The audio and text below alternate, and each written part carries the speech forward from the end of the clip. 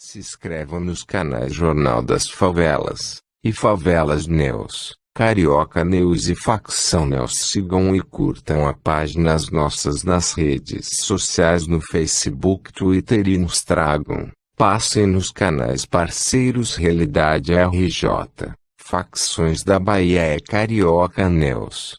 E que Deus abençoe a todos que me ajudam compartilhando vídeos e se inscrevendo no meu canal. Curtam a página Favelas News. Se inscrevam no canal Rio de Janeiro News. Se inscrevam no canal. Integrantes de facção criminosa são condenados por tortura após realização de Tribunal do Crime em Presidente Prudente. Sentença aponta, ainda, delitos de fraude processual e coação no curso do processo. Julgamento foi em janeiro de 2018, no Conjunto Habitacional João Domingos Neto.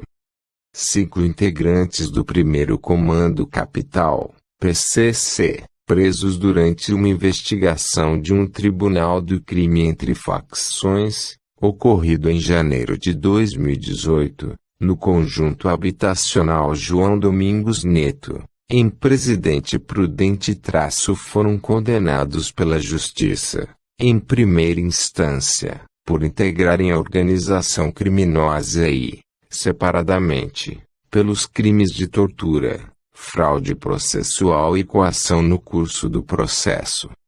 A sentença proferida pelo juiz auxiliar da Terceira Vara Criminal do Fórum da Comarca de Presidente Prudente, Fábio Mendes Ferreira, foi publicada nesta quarta-feira, 6. Conforme o documento ao qual o G1 teve acesso, as condenações foram as seguintes. Indivíduo 1, 7 anos, 11 meses e 20 dias de reclusão, 7 meses de detenção e pagamento de 46 dias multa pelos crimes de tortura, fraude processual, coação no curso processo e por integrar a organização criminosa.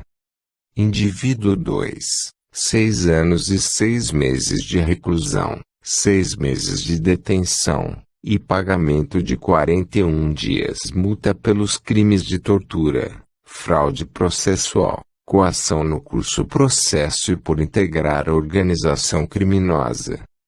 Indivíduo 3, 5 anos e 6 meses de reclusão e pagamento de 11 dias multa pelo crime de tortura e por integrar a organização criminosa.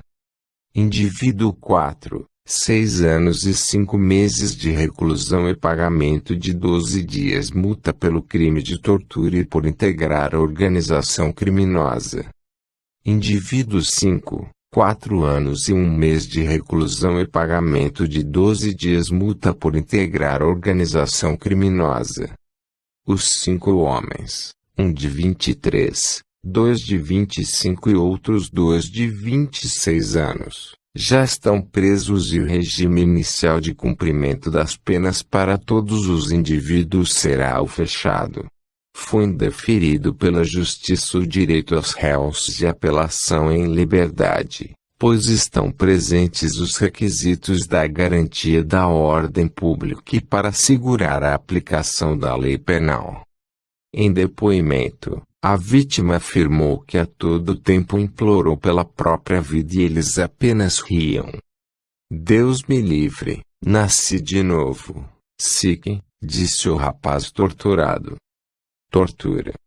No dia 2 de janeiro de 2018, por volta das 23 horas, até a madrugada do dia 4 de janeiro do mesmo ano, em uma residência do bairro João Domingos Neto e em um sítio, zona rural, não identificados 5 condenados, previamente ajustados e mediante sequestro, constrangeram a vítima com emprego de violência e grave ameaça, situação que lhe causou sofrimento físico e mental.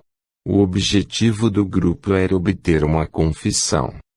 Foi apurado pelas autoridades que o indivíduo 1 entrou em contato com a vítima no Parque do Povo, em Presidente Prudente, e a convidou para tomar uma cerveja.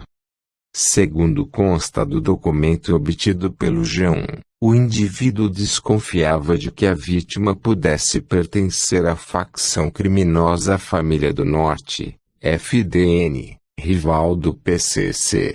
O condenado, então, contatou outros integrantes da mesma organização, através de mensagens de celular, para que juntos julgassem a vítima. O indivíduo se fez parecer amigo da vítima e a chamou para passear pela cidade em seu veículo, um Ford Fiesta. A vítima aceitou e foi levada a uma residência no bairro João Domingos Neto, onde os demais condenados a aguardavam. Assim que desceu do carro, os denunciados passaram a xingar a vítima e acusar de pertencer à facção rival, questionando-a: "Veio aqui pegar nós? SIC, aqui é comando, maluco, aqui é partido, é PCC, SIC." Quarto escuro. De acordo com a decisão judicial obtida pelo G1, a vítima foi colocada em um quarto escuro, onde os indivíduos gritavam com ela, apontavam-lhe o dedo, bem como ofendiam e ameaçavam de morte por diversas vezes. Eles diziam que o rapaz deveria confessar que pertenceria à facção Família do Norte ou então o manteriam sequestrado e o matariam. Os denunciados repetidamente diziam que eram do PCC e que eram os mais fortes, que não permitiriam que nenhum FDN chegasse na cidade, conforme o documento. Foi relatado pela vítima que, durante a tortura, os denunciados mantinham contato por gravação ou texto pelo aplicativo WhatsApp com uma pessoa não identificada, que lhes instruía e orquestrava a ação, exercendo posição de liderança. Tal pessoa, ao ser informada de que a vítima não confessava, disse: "Você sabe o que fazer. Dá um jeito nele." Sob ele, SIC, diz. Com medo, a vítima fugiu do grupo e se escondeu em um imóvel próximo, que estava desabitado, e se escondeu sobre o forro da casa. Porém, sua localização foi descoberta pelos indivíduos em virtude de marcas de sangue e, enquanto procuravam pelo rapaz, iniciou-se uma aglomeração no local e algumas pessoas começaram a chamar o agredido de estuprador e de FDN. No momento, segundo consta na descrição dos fatos, cerca de 50 pessoas se reuniram ao redor da casa, incitando a busca pela vítima, numa espécie de linchamento. Os indivíduos 1 e 2 foram os primeiros a entrar no local procurando a vítima. Posteriormente, os indivíduos 3 e 4 chegaram ao local em um veículo GM Astra e auxiliaram na busca pela vítima e apoiaram os demais, denunciados e populares não identificados, na tortura. Enquanto o grupo procurava a vítima, o indivíduo 2 iluminava o interior da residência com seu aparelho celular.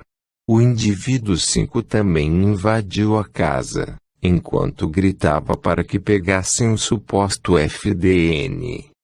Durante a confusão, uma pessoa não identificada, com um tijolo em mãos, também incentivava os demais a pegarem a vítima, enquanto o indivíduo 3 auxiliava nas buscas. Arremesso de tijolos. O grupo localizou o esconderijo da vítima e, então, os indivíduos 1 e 2, bem como os outros integrantes da associação, subiram no telhado da casa e passaram a arrancar as pesadas telhas de concreto, arremessando-as contra a cabeça e o pescoço da vítima, até que ela caiu. Já no chão da residência, a atingiram com chutes e pauladas. A vítima fingiu um desmaio e então os denunciados a levaram para o porta-malas do veículo Ford Fiesta. O veículo era conduzido pelo indivíduo 1, que tinha o indivíduo 2 como passageiro. Testemunhas relataram que a vítima sangrava muito quando foi carregada para o veículo, inclusive pelo indivíduo 1. O laudo pericial no local dos fatos evidenciou que havia muito sangue no local, tendo sido encontradas pegadas. Os tênis dos denunciados foram apreendidos durante uma operação policial, ocasião em que foi solicitado o laudo pericial complementar para comparar as pegadas com os calçados, conforme publicado pelo G1 no dia 26 de janeiro de 2018. Olhos vendados e agressão. Os indivíduos vendaram os olhos da vítima e parte deles, junto aos indivíduos 1 e 2, a levaram para um matagal, onde, por telefone, o grupo recebeu ordens de uma pessoa de hierarquia superior na facção PCC, para investigarem antes de matar a vítima. Pouco antes de amanhecer, o grupo levou a vítima para uma casa afastada e a colocou em um quarto, onde continuou dizendo para confessar que pertencia à facção FDN. A vítima estava com sede e implorava por água, mas não lhe davam. Disseram-lhe que iria ficar 1 ano em cativeiro se não confessasse, causando-lhe grave sofrimento mental, além das dores que suportava devido ao espancamento, segundo o documento obtido pelo G1. Durante a ação, os indivíduos ainda mandaram que a vítima telefonasse para seus parentes próximos e lhes informasse de que estava tudo bem e que estava em um churrasco.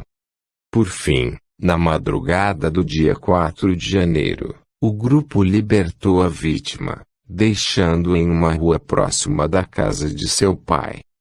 No bairro João Domingos Neto, a população acreditava que a vítima tivesse morrido, e o indivíduo 2 chegou a se vangloriar de ter supostamente matado a vítima, de acordo com a decisão judicial.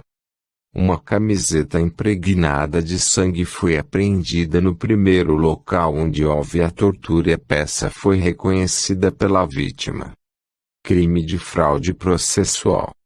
Os indivíduos 1 e 2 também foram condenados pelo crime de fraude processual, pois consta que entre os dias 2 e 8 de janeiro do ano passado, no bairro João Domingos Neto, ambos inovaram, modificaram, artificiosamente o estado do veículo Ford Fiesta, a fim de induzir a erro o juiz e o perito.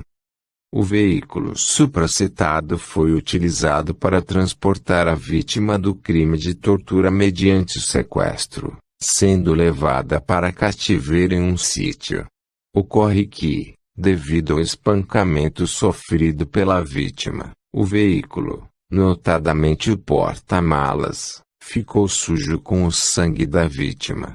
Os denunciados 1 e 2, então, lavaram o veículo, para induzir a erro o perito e, posteriormente, o juiz, fazendo parecer que a vítima não teria sido transportada no automóvel, explica a decisão. Coação no curso do processo. Ainda foi constatado que entre 2 de janeiro e 17 de janeiro do ano passado, no bairro João Domingos Neto, os indivíduos 1 e 2 passaram a realizar graves ameaças contra uma testemunha, com o fim de favorecer interesse próprio. Os denunciados 1 e 2, após tomarem conhecimento de que testemunhas protegidas teriam indicado seus nomes como autores do crime de tortura, passaram a dizer a pessoas moradoras do bairro João Domingos Neto que a advogada que os defendia do PCC e que descobriria quem eram as pessoas que prestaram depoimentos sob proteção. Afirmaram que acertariam as contas com quem os houvesse delatado, ameaça que chegou ao conhecimento de diversas pessoas. Com a situação, investigadores de polícia mencionaram em seus relatos que as pessoas do bairro estavam amedrontadas. Organização criminosa. De acordo com a decisão obtida pelo G1, Consta que, desde data incerta, os 5 condenados integraram, pessoalmente, a organização criminosa armada, autodenominada Primeiro Comando da Capital, PCC, com atuação transnacional, que tem como finalidade a prática de crimes, especialmente os de tráfico de entorpecentes, delitos contra o patrimônio e relacionados à aquisição, posse, porte, guarda, manutenção em depósito, transporte, fornecimento, empréstimo e emprego de armas de fogo, além de crimes contra a vida de agentes públicos, corrupção ativa, etc., com o comando, liderança e as principais ordens proferidas a partir do interior da penitenciária segunda de presidente Venceslau. Segundo a denúncia oferecida à Justiça, há diversas provas de que os denunciados integram, representam e atuam em nome do PCC, facção criminosa constituída nos presídios paulistas na década de 1990. Desde o início do crime, foi constatado que eles receberam ordens de uma pessoa hierarquicamente superior da facção para torturar a vítima, a fim de que ela confessasse pertencer à facção Família do Norte FDN, possibilitando eventual extração de informações da vítima, que poderiam interessar a facção. Além disso, quando os denunciados 1 e 2 coagiram as testemunhas protegidas, ameaçando um acerto de contas com elas quando descobrissem as suas identidades através da advogada de defesa, eles novamente mencionaram que pertencem ao PCC, até como forma de intimidação. Foi identificado que o indivíduo 1 é o homem de confiança da facção criminosa e que exercia uma posição de liderança em relação aos demais, pois tomou a iniciativa de dirigir o veículo Ford Fiesta para retirar a vítima do local, bem como mandou que a vendassem. Os indivíduos 3, 4 e 5 apenas executam as ordens recebidas. No dia 2 de janeiro de 2018, os denunciados 3 e 4 atuaram como apoio para que julgassem a vítima. Tumulto na prisão. Outra situação foi durante o depoimento do indivíduo 4, quando afirmou que só poderia ir para penitenciárias do PCC e que não entraria em penitenciária de outra facção. Os denunciados 1, 2 e 3, quando foram detidos na cadeia de Presidente Venceslau, em virtude de prisão temporária, causaram tumulto na unidade prisional e declaravam pertencer à facção criminosa paulista. Eles também disseram para agentes penitenciários tomarem cuidado, porque o PCC está em todos os lugares, bem como incitaram os demais detentos a tumultuar a cadeia e mudar os regulamentos internos desta. Tal comportamento indica que os 3, indivíduos 1, 2 e 3, têm um papel relevante na facção, pois este tipo de ação demanda poder sobre os demais integrantes da organização criminosa. Todos esses fatos revelam vínculo sólido e permanente entre os denunciados, integrando a organização criminosa PCC, destaca o juiz. Relato da vítima. A vítima, que é protegida pela justiça e por isso não teve nome ou idade divulgados, contou às autoridades que na época dos fatos seguiu para Presidente Prudente para trabalhar com seu pai e assumiu ser um usuário de maconha. Assim, no dia 2 de janeiro, foi até o Parque do Povo para tentar encontrar alguém que vendesse drogas. Na ocasião, a vítima se deparou com um indivíduo e lhe perguntou se vendia ou se conhecia alguém que vendesse maconha. No decorrer dos fatos, o tal sujeito passou a questioná-la sobre o seu sotaque e a cidade onde morava, entre outras perguntas. A vítima disse que respondeu normalmente aquelas questões. Contudo, o referido indivíduo perguntou-lhe se conhecia alguém que integrasse uma facção criminosa denominada FDN e ela respondeu que não. Na sequência, de acordo com o relato da vítima, o indivíduo lhe disse que pretendia apresentá-la a alguns amigos, a levando até uma residência onde havia outras pessoas. Na casa, a vítima passou a ser novamente questionada se pertencia à FDN e se estaria em Presidente Prudente para matar algum membro do PCC. A vítima assegurou que, apesar de negar ser integrante de facção criminosa, os sujeitos pegaram uma arma de fogo e lhe ordenaram que entrasse em um carro, pois iriam dar uma volta. Disse ainda que se negou a entrar no veículo, mas recebeu um soco no pescoço e, depois, teve os olhos vendados. Conforme o documento ao qual o G1 teve acesso, a vítima relatou que, antes de entrar no carro, ouviu um barulho de outro veículo se aproximando e aproveitou a oportunidade e gritou: "Olha a polícia!". No momento, os indivíduos se distraíram e a vítima aproveitou para fugir daquele local. Ela contou que pediu ajuda em algumas residências do bairro, mas ninguém lhe atendeu. Foi quando adentrou uma residência desabitada e se escondeu no forro. Porém, o rapaz foi encontrado pelo grupo e passou a ser agredido até perder suas forças. Mencionou que as agressões somente cessaram após fingir que tinha desmaiado. Narrou que escutou um dos indivíduos dizendo: "Vamos ver quem é esse cara primeiro, se está com alguém, e o que veio fazer aqui". Falou que na sequência foi colocado no porta-malas de um carro e depois conduzido até um matagal. Também foi relatado pela vítima que durante o trajeto um dos indivíduos, através do telefone celular, recebia de uma terceira pessoa orientações de como agir. Após 2 dias, de acordo com as narrativas da vítima, os indivíduos chegaram à conclusão de que ela não integrava a facção criminosa FDN e queriam libertá-la.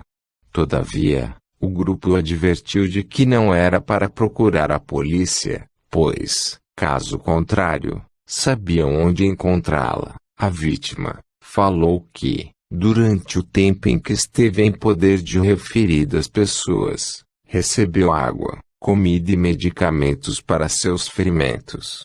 Narrou que foi libertado próximo à casa de seu genitor, e nesta ocasião os sujeitos lhe devolveram seu telefone celular e lhe deram o prazo de 24 horas para ir embora de Presidente Prudente. Após ser deixada no local, a vítima contou que seu pai a levou até um hospital, onde inventou uma versão sobre a causa de seus ferimentos. Foi medicada e liberada, e no dia seguinte foi embora de Presidente Prudente. Contexto intimidador. Segundo o juiz, robusta e harmônica é a prova no sentido que 4 dos acusados, em concurso de agentes, mediante violência física e grave ameaça, causaram intenso sofrimento físico e mental na vítima, no intuito de obterem dela informação, declaração ou confissão de que integrava a facção criminosa denominada FDN, rival daquela que os réus integravam, causando-lhe, assim, lesões corporais e sofrimento psicológico. Todo o contexto intimidador construído pelos acusados, mediante violência contra utilizando ameaças, é coerente, pontuou Ferreira. Ademais, testemunhas protegidas ouvidas nos autos, mesmo correndo o risco de suas integridades físicas, reconheceram e asseveraram que os réus, além de incitarem populares a uma espécie de linchamento, sob o pretexto de a vítima ser um estuprador, participaram efetivamente nas agressões físicas e psicológicas perpetradas contra o ofendido, segundo o juiz. Destarte, salta aos olhos o intenso sofrimento vivido pelo ofendido, haja vista após ter sido caçado com selvageria e sofrido várias agressões físicas e verbais, cujas cenas de horror foram bem detalhadas por ele quando depôs perante a autoridade policial e em juízo, teve os olhos vendados e foi colocado no porta-malas de um veículo, e em continuidade, conduzido até um matagal, onde os réus receberam ordens por meio de telefone, de um indivíduo de hierarquia superior na facção criminosa que integravam, para investigarem a vítima antes de matá-la, salienta o magistrado. Ressai, ainda, da prova carreada nos autos, que em seguida a vítima foi conduzida a outra localidade, provavelmente uma propriedade rural, onde os questionamentos se ela integrava a facção criminosa FDN continuaram. Afirmou a vítima que neste lugar os torturadores não lhe forneceram água, e disseram que permaneceria um ano em cativeiro caso não confessasse, o que certamente lhe causou grave sofrimento psicológico, sem olvidar as graves lesões resultantes das agressões sofridas na casa desabitada. Por fim, na dúvida de que a vítima integrava a facção criminosa rival, os réus libertaram a vítima nas proximidades da residência de seu genitor, relata o juiz. Se inscrevam nos canais Jornal das Favelas e Favela.